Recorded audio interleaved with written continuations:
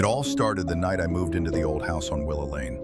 The kind of house that looks innocent enough in daylight, but breeds a different kind of life after sunset. I'd bought it cheap, too cheap really, but I needed a fresh start. What could go wrong? At first it was subtle, soft creaks like the house settling. But then I began hearing whispers, barely audible at first, like the wind teasing the edges of the windows.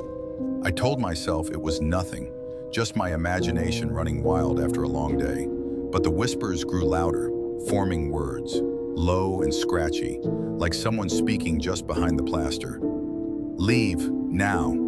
I froze, heart pounding. I searched every corner, every crack in the walls, but found no one. The air turned icy, breath visible in the dark rooms.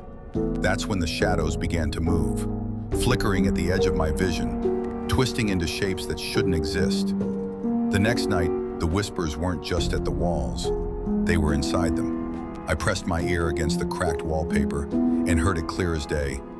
They never left, and neither will you. Panic clawed at my chest. I tried to leave, but the front door slammed shut with a thunderous bang and wouldn't budge. Windows rattled like something was trying to get in. I was trapped. Hours, or maybe minutes, time lost meaning. The house groaned and creaked around me. The whispers became screams, voices overlapping, desperate and angry. Suddenly, the walls themselves began to bleed.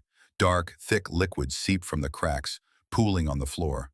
From the shadows, figures emerged. Pale, hollow-eyed faces pressed against the wallpaper, mouths opening in silent screams. I stumbled backward, heart thundering, but the figures reached through the walls. Cold hands grabbing at me, pulling me closer to the surface where they'd escape. Desperation gave me strength.